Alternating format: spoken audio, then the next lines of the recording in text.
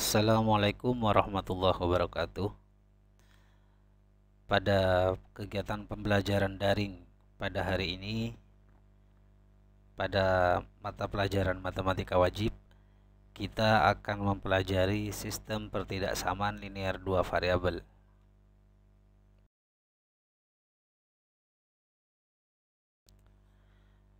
Sistem pertidaksamaan linear dua variabel. Kita akan memulainya dengan memperhatikan dulu contoh dari bentuk sistem pertidaksamaan linear dua variabel yang kita singkat menjadi SPTLDV. Perhatikan di sini. Sistem pertidaksamaan linear dua variabel, yang namanya sistem itu berarti pertidaksamaannya itu lebih dari satu. Kalau misalkan sistem persamaan linear, dulu kalian pernah belajar sistem persamaan linear dua variabel, berarti kan persamaannya lebih dari satu. Sama juga dengan sistem pertidaksamaan linear dua variabel. Jadi pertidaksamaannya itu lebih dari satu. Ini contoh yang berikutnya yaitu terdiri dari 3 pertidaksamaan linear dua variabel di sini. Perhatikan contoh-contoh ini. Nah, ini semua merupakan contoh dari bentuk sistem pertidaksamaan linear dua variabel. Kalian ya pahami ini bentuknya. Oke, kita masuk ke tampilan berikutnya.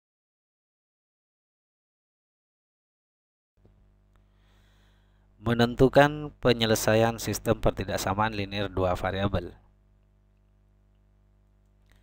Penyelesaian sistem pertidaksamaan linear dua variabel merupakan himpunan pasangan berurutan X, Y yang memenuhi pertidaksamaan linear dua variabel penyusun dari sistem pertidaksamaan linear dua variabel tersebut. Jika digambar dalam bidang koordinat kartesius, himpunan pasangan bilangan X, Y tersebut berada dalam suatu daerah yang disebut dengan daerah penyelesaian. Kita singkat menjadi DP.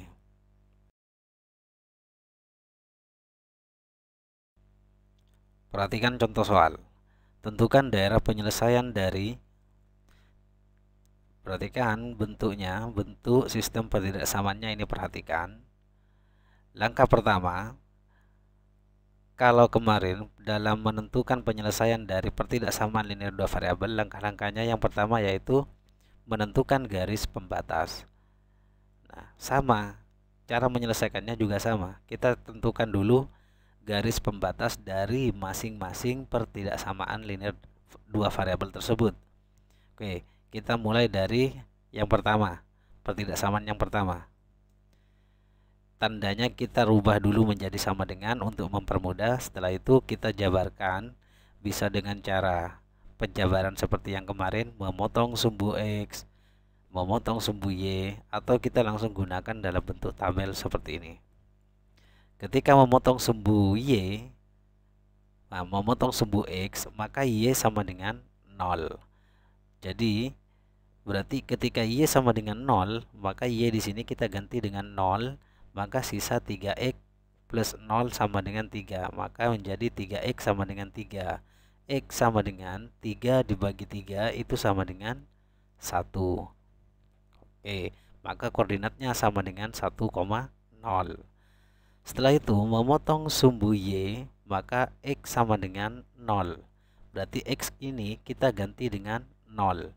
Maka 3 kali 0 sama dengan 0 plus Y sama dengan 3. Maka Y sama dengan 3. Maka koordinatnya sama dengan 0,3.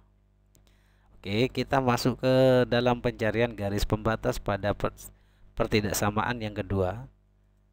X min 4Y sama dengan 4. Maka penjabarannya, memotong sumbu X, Y sama dengan 0. Ketika Y ini diganti dengan 0, maka X dikurang 4 kali 0 kan 0, maka X dikurang 0 sama dengan X, X sama dengan 4. Koordinatnya 4,0. Memotong sumbu Y, X sama dengan 0. Maka X ini kita ganti dengan 0, maka sisa min 4Y sama dengan 4. Y sama dengan 4 dibagi min 4. Maka hasilnya min 1. Koordinatnya 0, min 1. Jadi dari sini ini min 4 pindah ini tidak berubah jadi positif karena ini tanda di sini ini merupakan perkalian. Apabila operasi biasa maka pindah itu jadi positif. Kalau ini karena perkalian maka pindah ini jadi pembagian, maka 4 dibagi min 4 sama dengan min 1. Oke. Setelah ini kita sudah dapat koordinat untuk membuat garis pembatas. Maka langsung kita terapkan di koordinat kartesiusnya.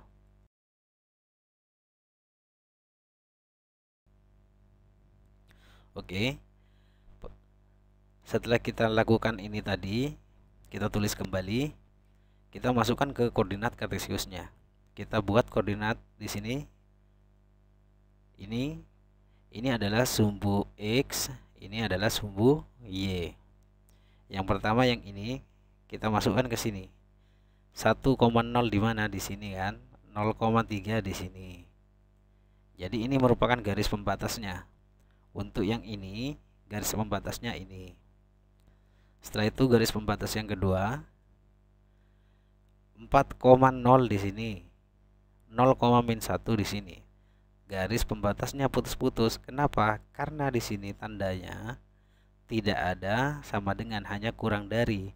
Maka garis pembatas digambar putus-putus. Kalau yang ini karena ada tanda sama dengannya, maka garis pembatas digambar dengan utuh.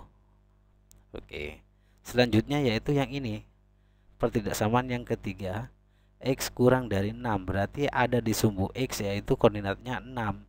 Kalau di sini Y berarti ada di Y, di sumbu Y. Karena ini X berarti ada di sumbu X di sini. Nah, ini garis pembatasnya. Nah, cara menentukan daerah penyelesaiannya bagaimana? Perhatikan di sini. 3X plus Y lebih besar dari atau sama dengan 3. Kalau lebih besar berarti daerah penyelesaian itu ada di sebelah kanan. Kemarin kan penjelasannya sudah saya sampaikan di pertemuan sebelumnya. Apabila lebih besar dari, maka tandanya ada di sebelah kanan. Apabila kurang dari, ada di sebelah kiri. Karena ini lebih besar berarti arsirannya ke sini. Arsirnya ke sini sampai pada garis pembatas berikutnya. Garis pembatas ini yang kedua. Pertidaksamaan yang kedua. Jadi tidak lebih dari sini. Hanya sampai sini arsirannya. Setelah itu yang kedua ini kurang dari. Kalau kurang dari berarti ada di sebelah kiri. Nah, sebelah kirinya kan di sini. Kalau di sini itu sebelah kanan. Kalau ke bawah, kalau ke atas ini adalah sebelah kiri. Jadi arsirannya tidak melebihi dari sini, tidak di sini, tapi mulai dari sini. Mulai dari garis pembatas ini. Arsir sampai di sini batasnya ini. Ada pembatas di pertidaksamaan yang ketiga. Nah, arsirannya dari sini. Setelah itu yang ini kurang dari 6. Berarti di sini. Di sebelah kirinya, bukan ke sini. Kalau ini lebih berarti arsirannya ke sini.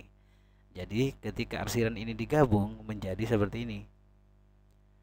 Nah, jadi inilah daerah penyelesaiannya. Paham ya? Kalau masih kurang, silakan diulang kembali penjelasannya. Jangan lupa dicatat semua penjelasannya ya.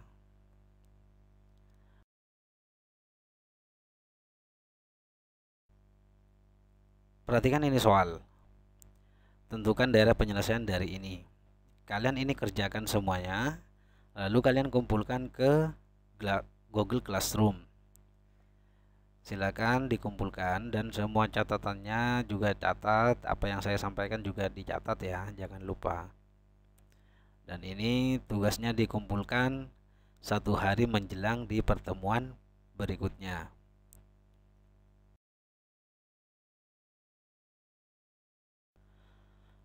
Oke, itu saja yang dapat saya sampaikan pada pertemuan hari ini. Silakan kalian belajar secara mandiri dulu ya, sebelum kita melaksanakan pembelajaran tatap muka. Silakan kalian jaga kesehatan, tetap patuhi protokol kesehatan baik di rumah maupun ketika kalian pergi keluar rumah. Saya akhiri, terima kasih. Assalamualaikum warahmatullahi wabarakatuh.